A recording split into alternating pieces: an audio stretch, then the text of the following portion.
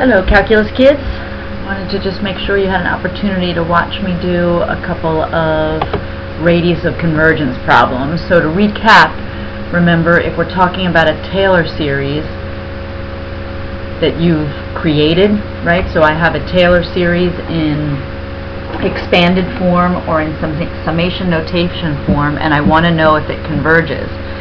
And of course, yes, we remember I do have geometric series that are also Taylor series, but we don't use Taylor's formula to construct a geometric series, and I don't need anything besides the geometric series definition of convergence, right? If it's geometric series, the absolute value of the common ratio, as long as that is less than 1, I converge, right? For if you have a geoseries, as long as the absolute value of the common ratio r is strictly less than 1, then you have convergence, and otherwise divergence. So for example, if I have a geometric series, an example of a geometric series, so say I have 1/2 to the n. That's a numeric geometric series, but what if I have, right, this is numeric, what if I have a power series?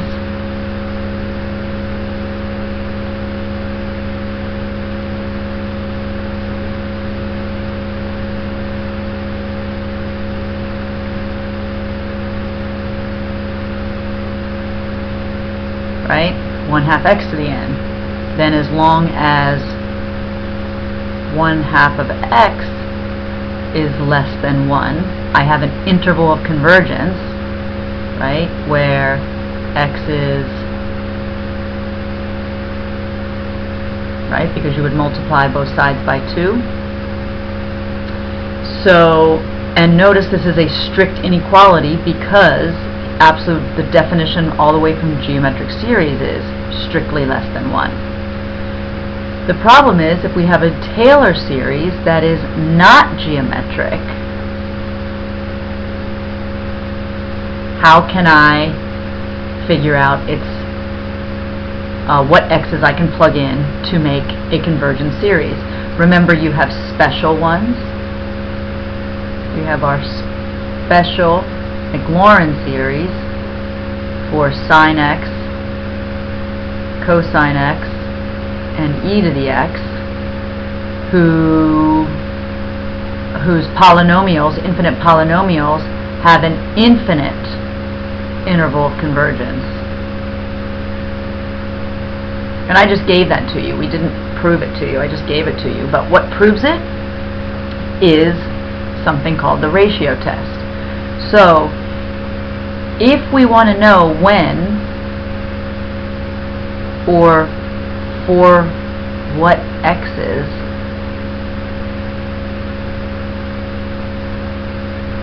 does the series actually converge, we are looking for a positive number r, and think of r as a radius around the center, such that the series will diverge if you're outside of the radius, but converge if you are within the radius. Strictly within. And I want you to look at how similar, right, this looks. Right? Strict inequality. There are 3 possibilities for convergence. If the radius around the center, that's what this is. Radius around the center. If that radius is a number that is greater than 0 and is not infinity, then the series converges over some finite interval around r. Right? Important, the series may or may not converge at the endpoints of the interval. Right? Soft brackets go with strict inequality. We're not sure about the endpoints, and that's not until tomorrow. If we have an infinite radius, that means the series converges for every x. Again, we know our special Maclaurin series. Series for sine, series for cosine, series for e. Converge for every x. If the interval around the radius is nothing, there is no distance from the radius, the series will only converge at the center and diverge for every other x. So again, the number r is called the radius of convergence, referred to as the ROC.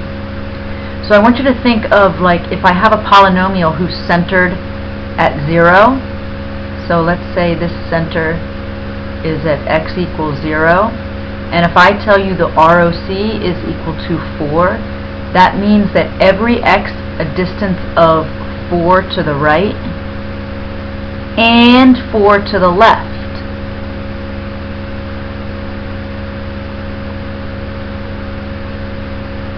of the radius. You can take any x in here, including the center, plug it into your power series and create a convergent numeric series. If my center was at, so of course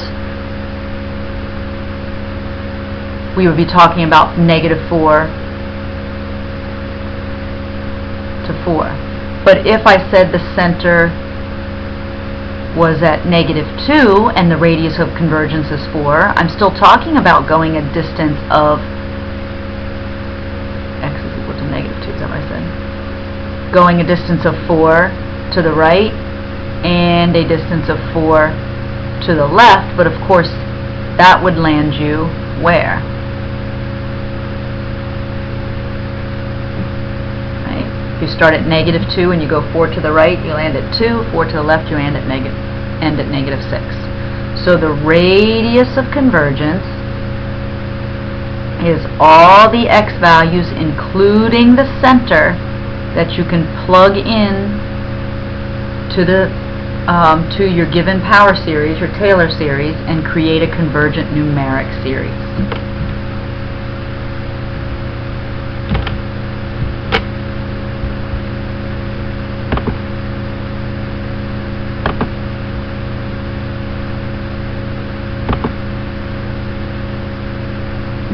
Of course, the series that we really care about are the ones that do converge.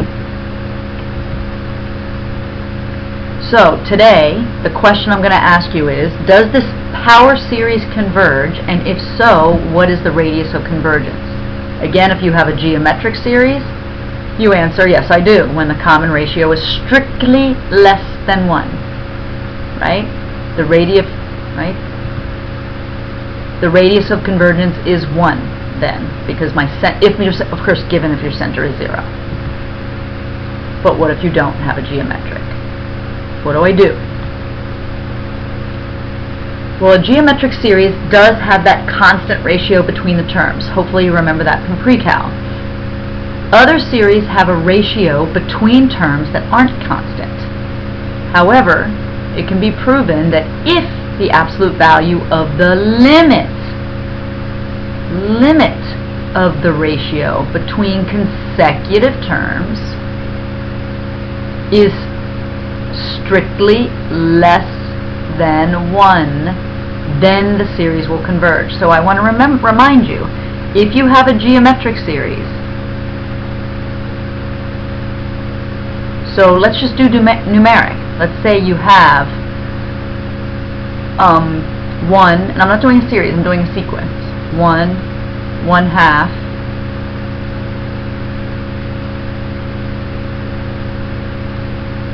right? What is the common ratio?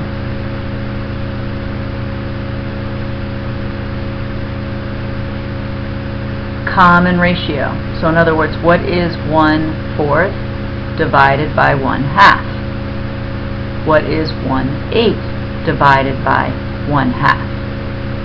Right? 1/4 divided by 1/2, of course 1/4 times 2. This ratio is what?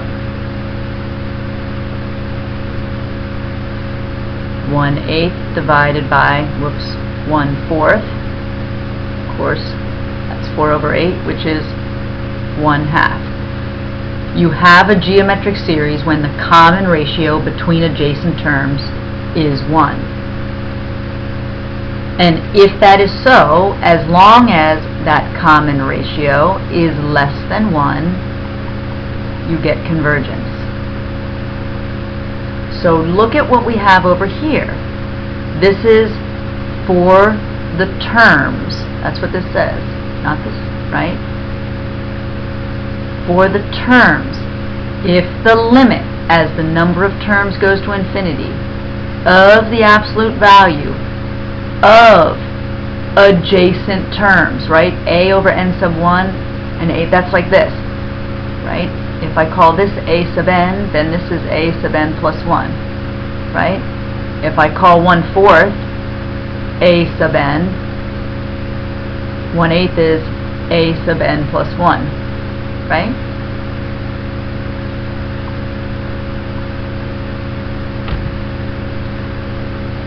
Adjacent terms. It's kind of like you're forcing a non-geometric series into something that kind of sort of looks geometric. Now remember, this is numeric. If you have a numeric series, if that limit is strictly less than 1, the series converges. Greater than 1, series diverges. A little bit of a dagger. If this limit is equal to 1, we have to do something else. Inconclusive. So the ratio test for the convergence of a numeric series looks like this, but most often it is algebraically convenient to write this ratio instead of a division of the next term to the previous one. We write it as division as multiplication of, right, times 1 over. Right, dividing by a is the same as multiplying by 1 over a to the n. If that limit is less than 1, the numeric series will converge. But the ratio test for a power series is what we are going to use most often. If the absolute value of x minus the center, don't get this a and this a mixed up. This a is the center. Right? The limit has only to do with n, so the x minus the center part can come out front. That doesn't need to be the limit. But what I need you to realize is this is a product. The absolute value of x minus a times a limit. If absolute value of x minus a times a limit is less than 1, then all the values of x that satisfy the inequality determine the radius of convergence. AP loves the ratio test for power series. Expect to do it on multiple choice and probably free response, which means, right, most likely both places you will be doing the ratio test on a power series. So here's an example of how a ratio test problem would be phrased. Does this series converge? So of course someone has to give you a series. And if so, what is the radius of convergence? And look for this language, radius of convergence, as opposed to the next lesson, which talks about the interval of convergence. Step 1, set up and simplify the ratio test limit. Osmosis the x part out, and then evaluate the limit. Then ask yourself a question: for what values of x is the answer to step 2, comma, less than 1? Here's what I mean. So here's an example. First, identify your x stuff, right? I have an x right there.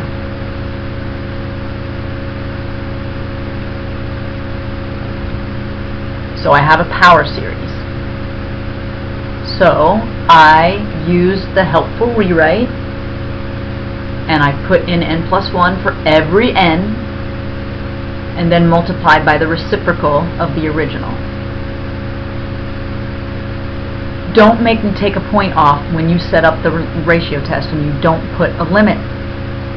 I must see limit, and I must see the absolute value bars. If you drop it in between, I'll forgive you, but not at the beginning. Now I'm just doing some algebra, and some of this algebra you do in your head, right? X minus 5 to the n plus 1 is, right? I think you can probably do that in your head and cancel out those x minus 5s. You do the same with the 3's. And then once I have x minus 5 to the first, I'm now simplified. I'm done with step 1. I've set up and I'm simplifying the limit. And by simplifying, now I'm going to take this whole x situation here. There's no n's in this. If there's no n's in this factor, you can osmosis it out front of the limit, because the limit is only involving n. So there, now when you take it out, remember it was in absolute value bars, so you have to have it here. Now remember, this is a product. This is a product, the absolute value times this limit. And what do I need that to be? Right? I haven't actually fully set up the ratio test. What did I forget to say? The ratio test, that product must be less than 1.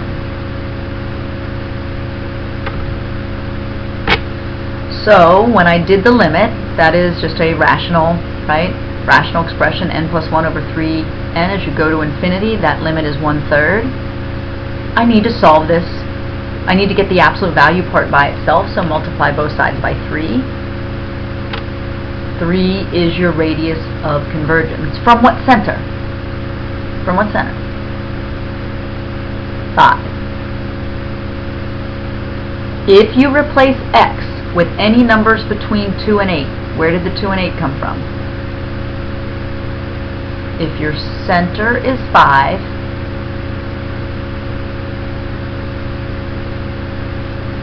and your ROC is 3, that means from the center 5, you go right 3 units, and you go left 3 units. And I'm putting soft brackets to indicate we don't know about the endpoints. So from 5, if you add 3, you get 8. And if you subtract 3, you get 2. The radius of convergence around the center is 3. That means any x in here, including 5, you can go back to the original function, put any of those numbers in here for x, which means you now will have a numeric series, and you don't have to run any tests on it. You're guaranteed convergence. No test necessary. You're done. You've done the ratio test. Gives you an infinite amount of numerically converging series, of numeric converging series. Let's do another one. One with factorials.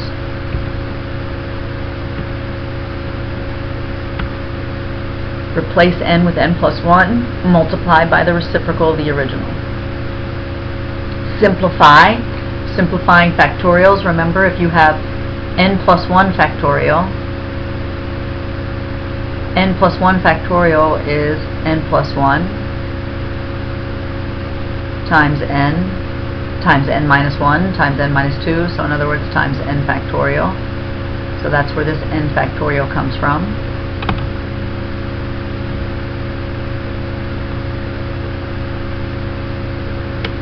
Who is my, now you have an x thing, right, that you can osmosis out to the front.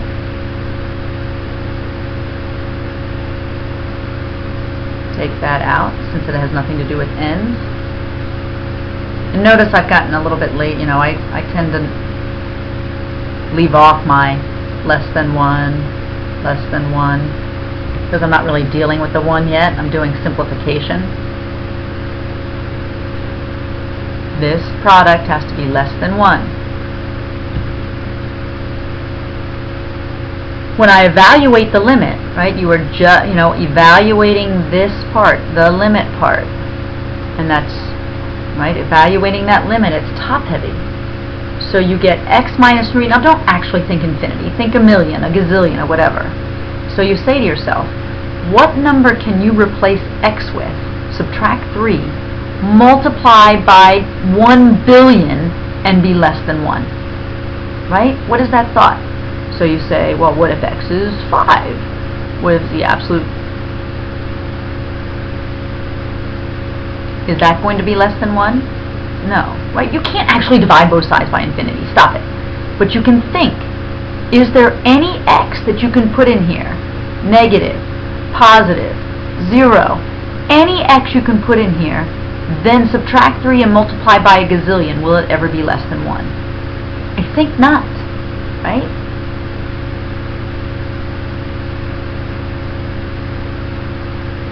The only x that could be true for is 3. 3 minus 3 is 0. 0 times a gazillion is less than 1. So the radius of convergence is 0. Yawn. This is a very boring power series. I only have one x that makes that numeric series converging, and that's 0, right? I'm sorry, it's 3, because the radius of convergence. So if you think about your center being 3, if this is x equals 3, with a radius of convergence of 0, you cannot go right or left any from the center to find any more x's. Yawn.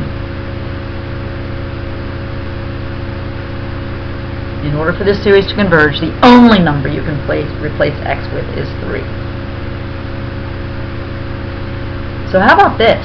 Use the known series. Now, known is a little, right? I have sine, cosine, and e memorized. I have this sort of memorized. ln of 1 plus x. To derive the series for ln centered at 1. So what I'm going to do is replace x with x minus 1. Right? So I'm going to take this x and replace it with x minus 1. And you see that that gets me just ln x. So if I do that, though, I have to take the series for ln of 1 plus x, which is a very nice series. It's alternating, starts with x, x to the first, and all the denominators are the integers that match the powers, right? 1 over 1, 2 over 2, 3 over 3, 4 over 4, so it's not too hard to memorize.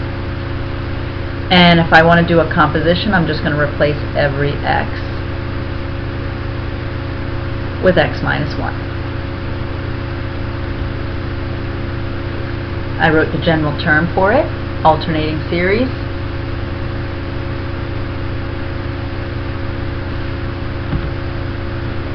And now I want to find the radius of convergence.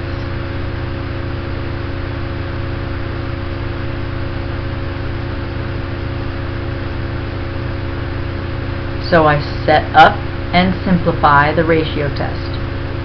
Remember, technically that needs to be less than 1. I simplified.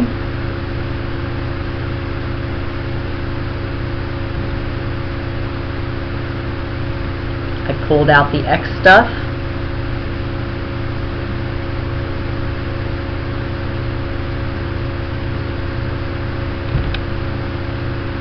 I evaluated the limit and got 1. Technically divided both sides by 1. And so my radius of convergence is 1.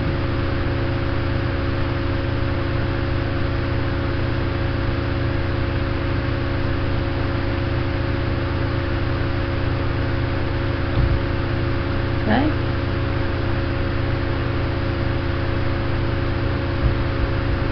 So hopefully, if you had some confusion about the ratio test, go back and look at that homework and the homework handout. Check the solutions. I posted the solutions, and try to rework a couple of those problems if they gave you trouble. Okay, you're looking, and I gave you one whose interval of convergence was infinity, and one whose radius of convergence was infinity, and I can't remember if I put on there, yeah, I think there's one whose radius of convergence is 0 as well, and then the other ones all have a radius of convergence that is a number that is not 0 or infinity. Alright, I hope that helped. See ya!